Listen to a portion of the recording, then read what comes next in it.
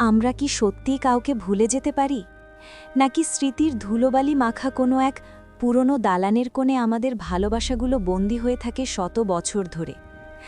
আজ আপনাদের শোনাব এমন এক জমিদার বাড়ির গল্প, যেখানে বাতাসের হাহাকারে আজও কারো কান্নার শব্দ শোনা যায়, যেখানে দেয়ালের লোনা ধরা ইটের ভাঁজে লুকিয়ে আছে এক ভয়ঙ্কর কিন্তু করুণ ইতিহাস। তপবন জমিদার বাড়ি। গ্রামের মানুষ একে অভিশপ্ত বলে জানে, কিন্তু এই অভিশাপের আড়ালে যে কি প্রচণ্ড দহন আর প্রতীক্ষা লুকিয়েছিল তা হয়তো কারোরই জানা ছিল না। আজকের গল্প নীলপদ্মের অভিশাপ। শহরের ব্যস্ততা থেকে অনেক দূরে ভাঙাচোরা এক জরাজীর্ণ প্রাসাদের সামনে এসে দাঁড়ালো আকাশ। সে একজন স্থপতি, পুরনো স্থাপত্য নিয়ে কাজ করে, কিন্তু তপবন জমিদার বাড়িতে পা রাখতেই তার বুকের ভেতরটা কেমন যেন কেঁপে উঠল। মনে হলো এই মাটি, এই আকাশ, এই ভাঙা সিংহদ্বার তাকে আগে থেকেই চেনে।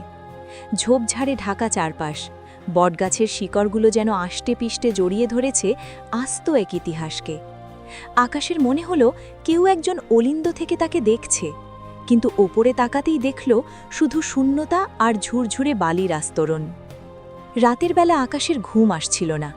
জমিদার বাড়ির একটা অন্ধকার ঘরে সে আশ্রয় নিয়েছে। হঠাৎ তার টর্চের আলো পড়ল মেঝের একটা আলগা ইটের ওপর। কৌতূহলবশত সেটা সরাতেই বেরিয়ে এলো চামড়ায় বাঁধানো একটা পুরনো ডায়েরি।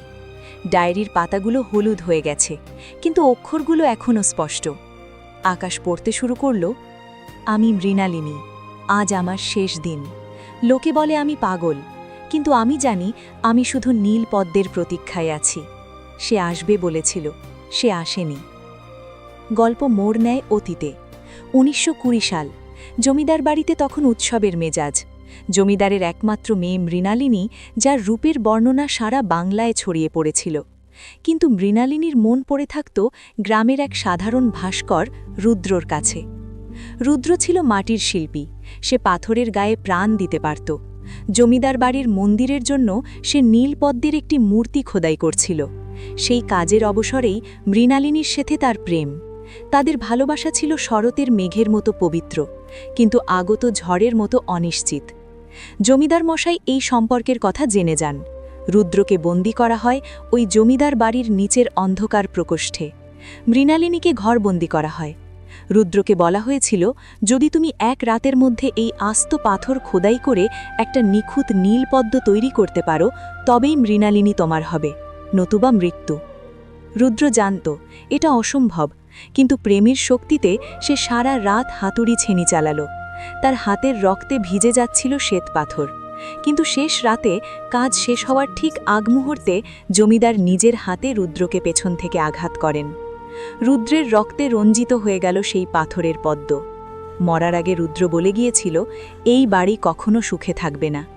যে প্রেম তুমি মাটির নিচে পুঁতে দিলে, সেই প্রেমের তৃষ্ণায় এই প্রাসাদ আজীবন পূর্বে। মৃণালিনী যখন রুদ্রের নিথর দেহের উপর গিয়ে পড়ল, তখন তার কান্না শোনার মতো কেউ ছিল না।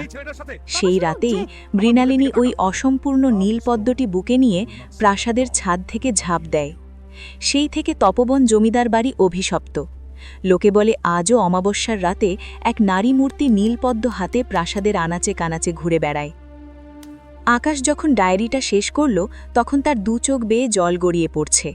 হঠাৎই তার মনে হলো কেউ তার কাঁধে হাত রেখেছে। সে পেছনে ফিরে কাউকেই দেখতে পেল না, কিন্তু বাতাসে ভাসছিল বুনো ফুলের তীব্র সুবাস। আকাশ বুঝতে পারল সে কেন এখানে এসেছে। তার চেহারা হুবহু রুদ্রের মতো। সে কি রুদ্রেরই পুনর্জন্ম?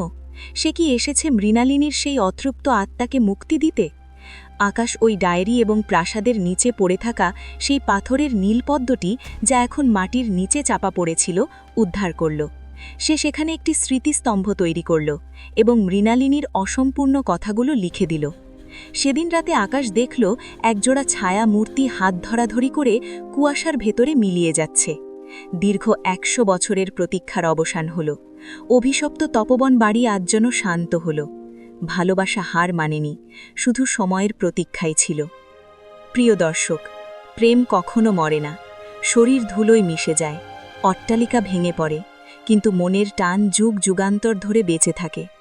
আমরা যাকে হারিয়ে ফেলি, সে হয়তো অন্য কোনো জন্মে, অন্য কোনো বেশে আমাদের অপেক্ষায় থাকে। আজকের এই গল্পটি যদি আপনাদের হৃদয়ে সামান্যতম দোলা দিয়ে থাকে তবেই আমাদের সার্থকতা। আমাদের আজকের এই গল্পটি আপনার কেমন লাগলো? মৃণালিনী ও রুদ্রের এই বিয়োগান্তক প্রেম কি আপনার চোখে জল এনেছে? কমেন্ট করে অবশ্যই জানাবেন। আর এমন সব হৃদয়স্পর্শী ও রহস্যময় প্রেমের গল্প শুনতে আমাদের ইমোশনাল ভাইব চ্যানেলটি এখনই সাবস্ক্রাইব করুন এবং বেল আইকনটি প্রেস করে আমাদের সাথেই থাকুন। আপনাদের প্রতিটি লাইক এবং শেয়ার আমাদের নতুন গল্প লেখার প্রেরণা যোগায়। ভালো থাকুন, ভালোবাসায় থাকুন।